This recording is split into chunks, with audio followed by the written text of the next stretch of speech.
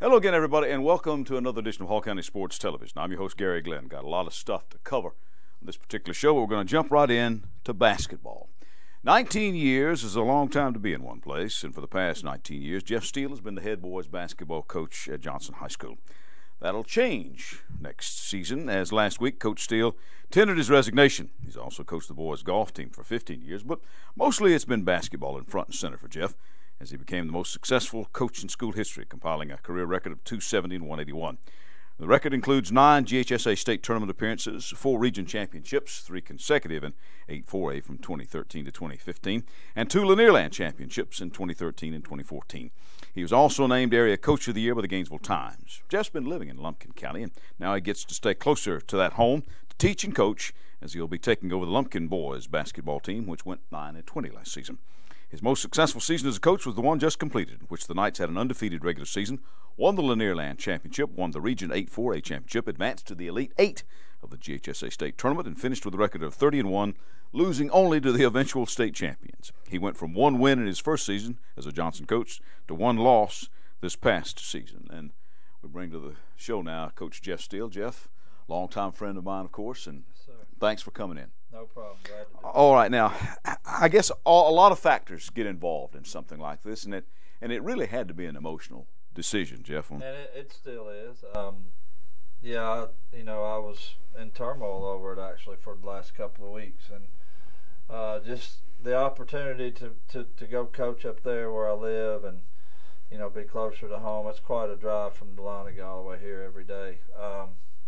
Just seemed like a good time to take advantage of that opportunity. People up at Lumpkin have been real happy about me coming up there, and hopefully looking forward to seeing what we can do in regards to basketball there in Lumpkin County. As I said, 19 years, a long time to be in. It's almost like that takes on a life of its own, and you really just don't want to change. But sometimes things happen, and when the coaching profession, and those things happen that way, and you move on. Well, this day and time, it is unheard of for somebody to be at one school that long.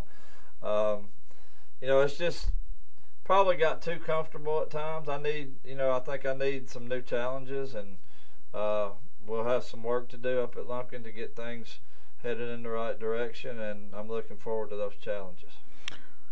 It has to be too, Jeff, as you get ready to do this, as you said, the memories have got to be just tremendous. And I mean, are there one or two things that stand out in your mind as you go from this situation to Lumpkin County? The most special situation for me is just the relationship I built with the kids. Obviously this last year being 30-1 was very special. It's something that doesn't happen very often, and happy about the way we ended things here at Johnson. Want to say that I appreciate the community and the support that they gave, especially these last 4 or 5 years. It was incredible atmospheres that the kids got to play in front of, and a lot of people will be missed by me. So it's been a good run, but it's time for me to do something different over here. Of course, the championships and that kind of stuff, and you really have had an incredible run, particularly the past couple of years, Jeff. It's the back-to-back Lanierland championships are very special, since Johnson hadn't won it but one time previously, in 1988.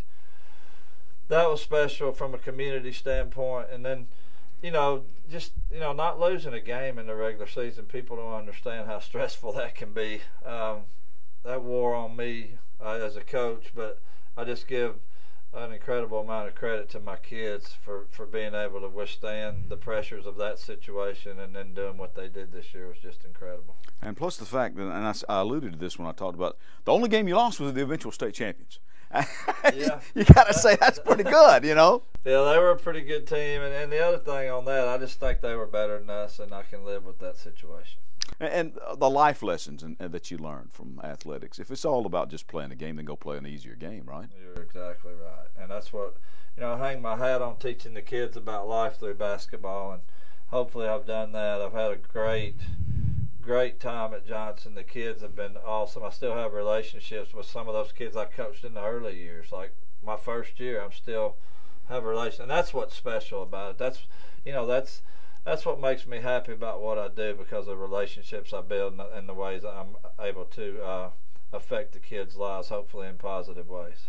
And you book in a 1-win season with a 30-win season, a 1-win season and a 1-loss season. That's kind of strange, huh? I didn't even realize that. I don't know who figured that out, but it never dawned on me. But that's interesting that it ended up like that. It started like that and ended the way it did. So fitting, I think, very fitting. All right, Coach, got to ask you. We're going to be seeing plenty of you. It's not like you're moving 1,000 miles away. Although it is much closer, as you said, and that had to be a factor too in the decision. Absolutely. But what you got at Lumpkin County? You've met with them already, haven't you? I met with the kids. I haven't actually done any workouts with them. We played them during the season, but they weren't in our region, so I didn't really pay attention to personnel that much. It was the early game, and there's some pieces. We're just going to have to get my method put in, my system put in this summer. And right now it's just too early for me to tell how good we can be.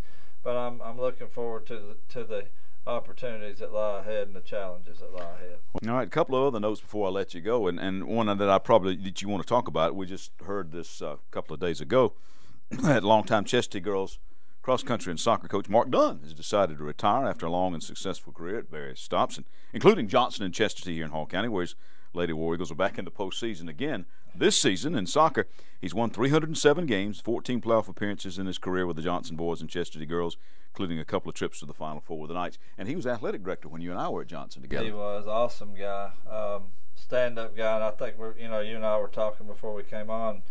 He shot me an email congratulating me on my situation, and I did the same thing with him on his retirement.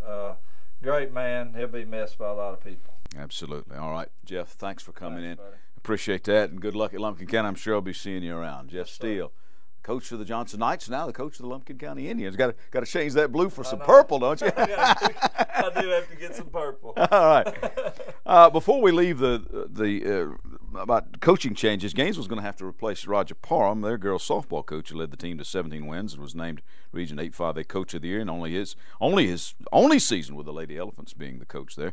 For Parham, this means taking a job at Brookwood, and it'll reduce his commute for about 66 miles a day. And he'll teach PE and assist in softball and baseball for the Broncos. More Hall County sports when we come back. Turner Wood & Smith is with you every step of the way. Established in the Gainesville area in 1905.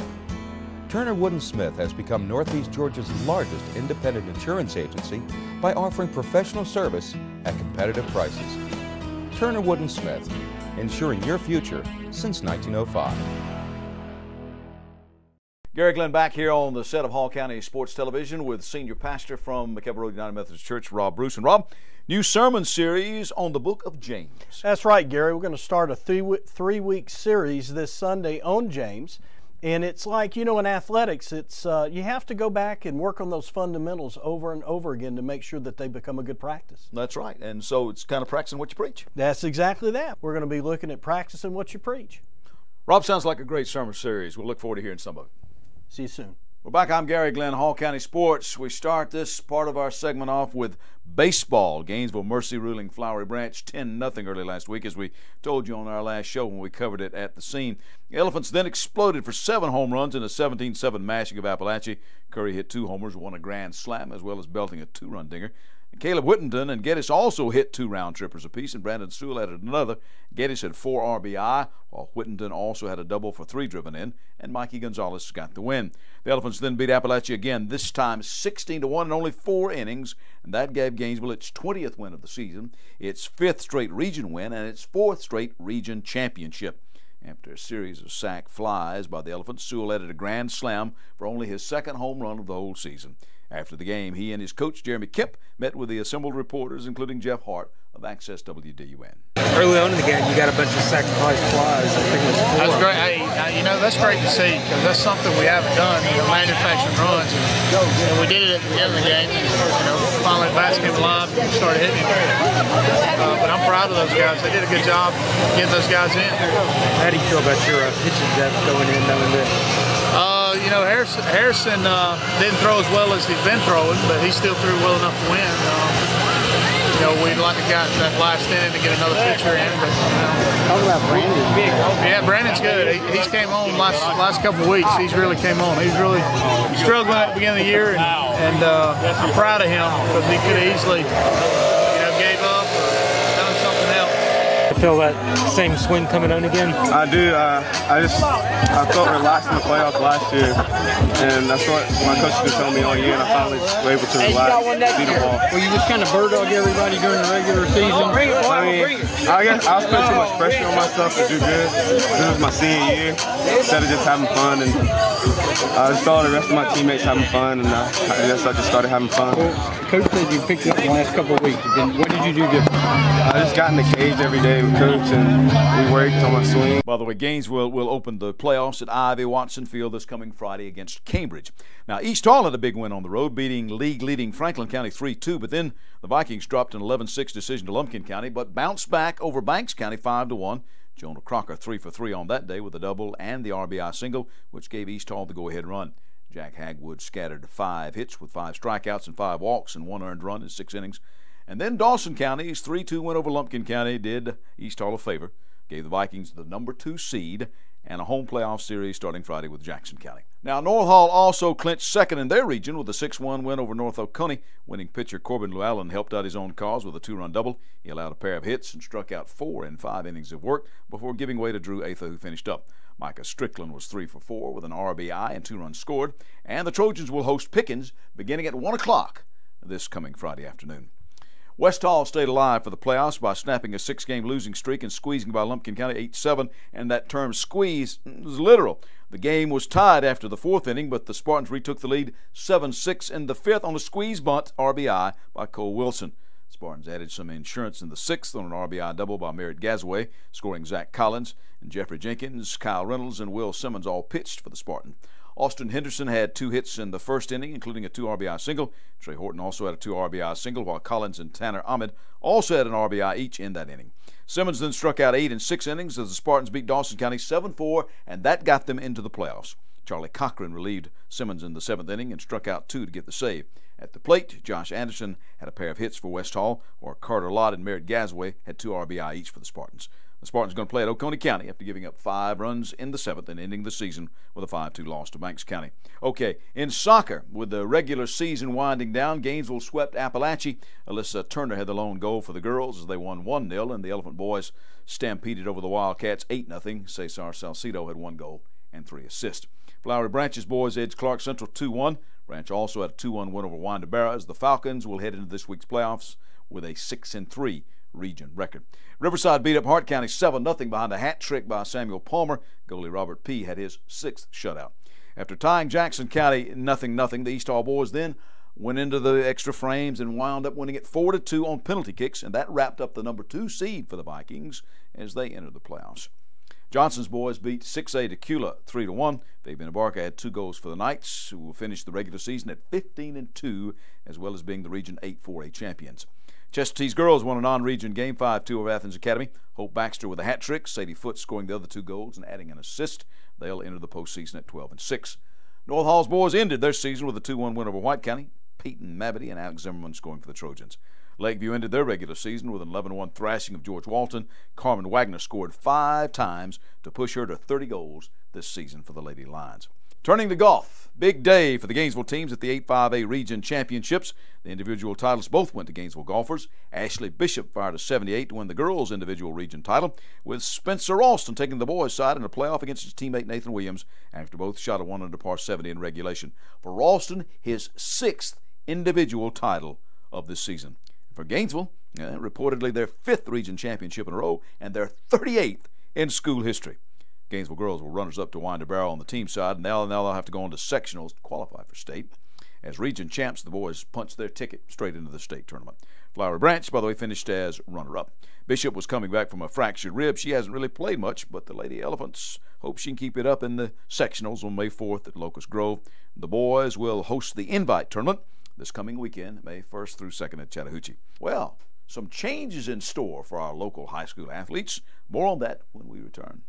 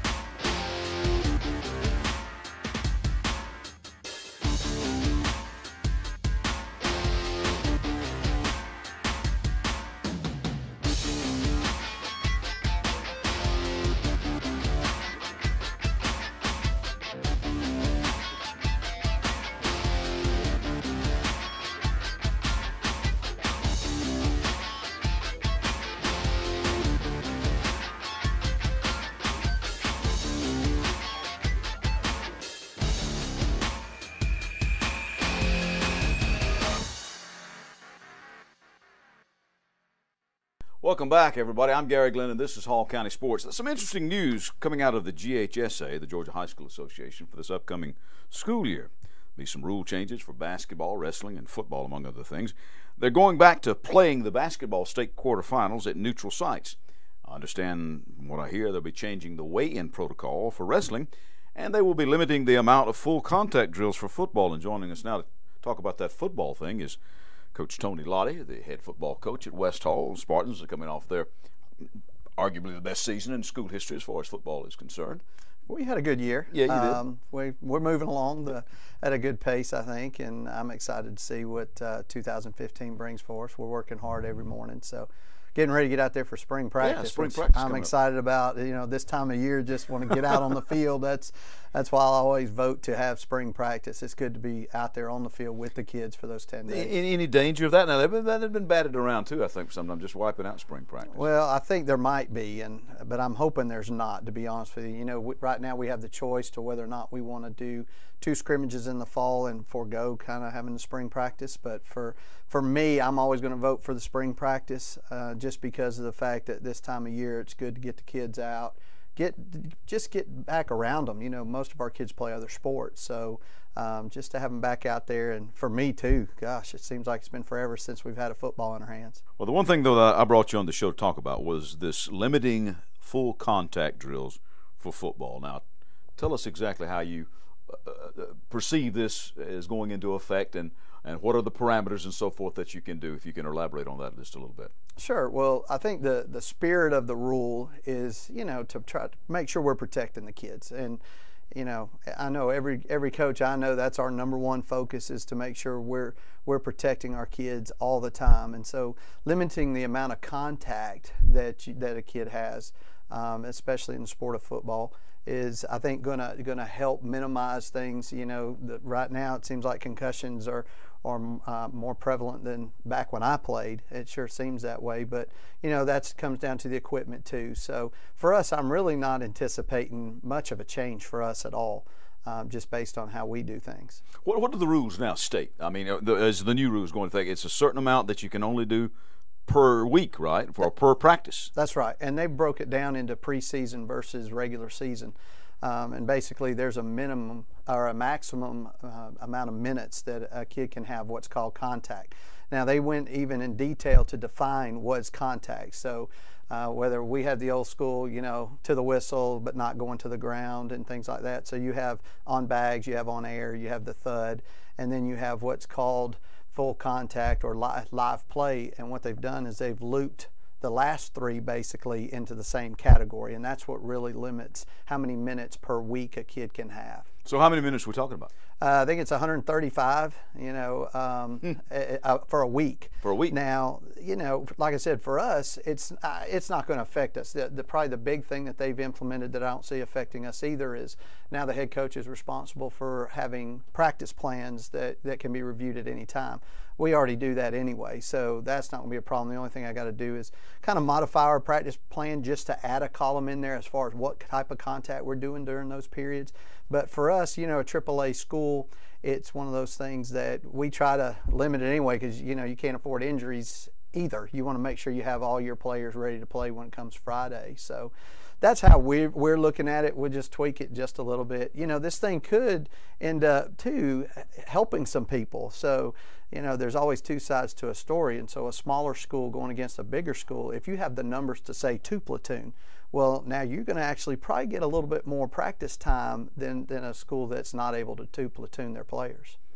It seems like, Tony, this is sort of the way things are going from the pros on down. That you only have 30, 45 minutes, and I think that's kind of what we're talking about here per practice, something like that. Yeah, something like that, not on consecutive days, those types of things. But it's kind of trickling down, isn't it, for precisely the reasons that we're talking about, limiting injuries. Well, to be honest with you, it always seems to be that way. If the NFL and the NCAA, you know, if they vote to make a change to the rule, then the high school follows along too. So we've kind of seen this coming, especially with everything going on. I think every coach will tell you that we all saw this coming. And, you know, it's just like I said, I think each school is going to have to, I think the big thing is about the accountability part of it. So some of the old school mentality of how you coach is kind of going to have to go out the window. But to be honest with you, you can't use a lot of those techniques nowadays anyway. It's just a different group of kids. Well, and two, we know so much more than we used to. I remember, you know, when I practiced back in the dark ages when dinosaurs ruled the earth, you know, we'd have one water break because I thought it made you tough. Right. They was make you dehydrated. You take the salt pills or drink the salt water and stuff like that. We do a lot of things different. But let me play devil's advocate here for just a minute. I also remember I got conned into playing one of those alumni games back when I was in my 30s, and I actually did 2 of those, and I should have had my head examined for both of them, particularly the second one. But I remember the first one. I was in pretty good shape, you know, lifting weights and running, all that kind of stuff. But I wasn't in football shape because football is not a contact sport. Football is a collision sport. That's right. And I was seriously sore for a week after that game. Again, should have had my head examined.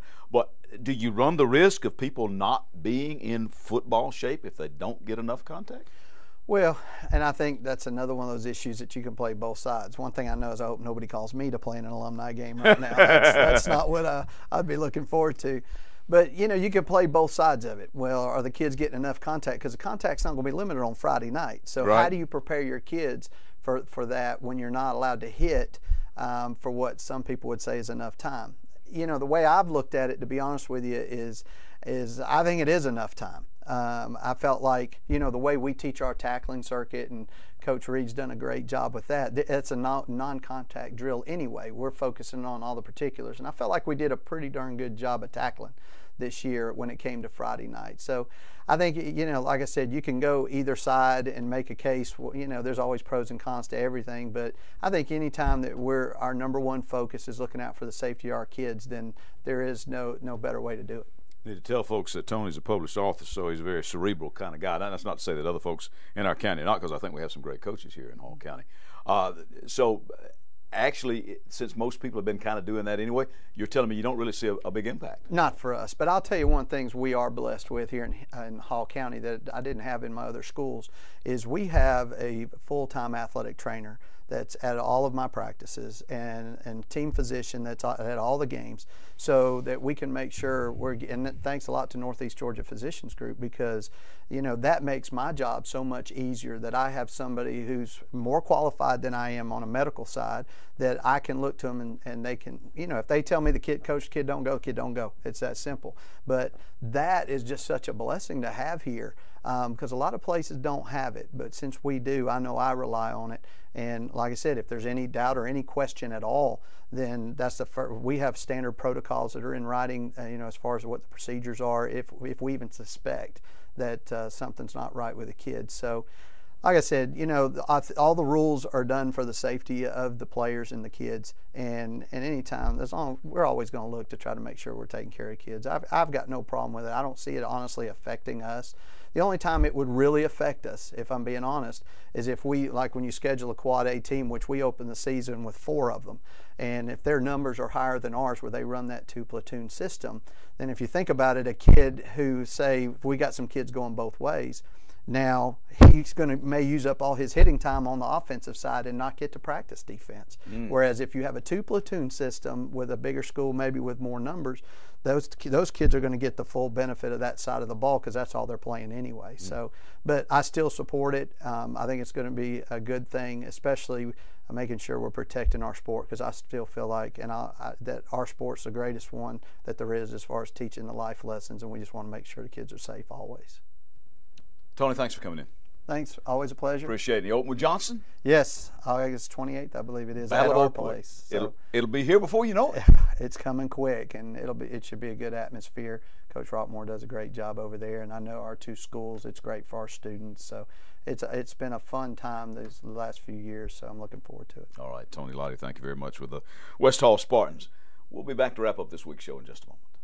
Your one-stop spot for complete auto repair is the Auto Works shop on Sprout Springs Road. On everything from oil changes to brakes, new and used tires and tune-ups, even the big jobs like transmissions. The specialists at the Auto Works can have you up and running just like that. You talk about value. The Auto Works will not be undersold on used tires or any locally priced repair job. Ask about special discounts for students and teachers with your ID. That's the Auto Works at 6671 Spout Springs Road, just past Flowery Branch High and Spout Springs Elementary Schools. Phone 770-967-1732. We're back and begin our wrap-up this week with track and field. Region titles decided last week at 8-5A in Loganville. Flowery Branch's track and field team started strong, sweeping the 1,600-meter runs in the boys and girls. Grant O'Callahan winning the boys 1,600 and 4:29 with teammate Jake Schubert in 3rd place, while the Lady Falcons, Mariah Millsap, won the girls 1,600 and 5:42, just ahead of her teammate Erica Plummer in 2nd. Lady Falcons finished overall in 2nd place with 91 points, only 11 behind the winner, Loganville. Cassie Ward won the 3,200 meters for Flowery Branch, finishing in 12:20 or thereabouts. Summer Boone won the 100 hurdles in 16:23, just in front of her teammate Destiny Trullier, who was 2nd, while Boone was 2nd in the 300 hurdles. Heather Moore won the 800 meters, and Victoria Lewis was runner-up in the pole vault. Now, on the boys' side, Flowery Branch took 1-2 in the 3,200, but this time Schubert finished first in 9:46.96, ahead of O'Callahan. Gainesville's Hunter Mallard went 14 feet to win the pole vault by 2 feet. The Branch boys, as a team, wound up 4th, with Gainesville behind in 5th, and the Gainesville girls were 8th. At the 8-4A meet in Monroe, Buford won the boys' championship, 2.5 points ahead of North Oconee. North Oconee took the girls' side 20 points ahead of Buford. But the North Hall Lady Trojans won 3 field events, 2 for Harper Seymour, as the North Hall standout claimed the shot put at 38 feet and a half an inch, and the discus with a new school record of 121.6. Mary Side won the pole vault with a vault of 9 feet for the Lady Trojans, while Johnson's boys posted wins from Juan Soto in the pole vault at 13.3 and Kevin Hopkins in the long jump at 20 feet and a half an inch.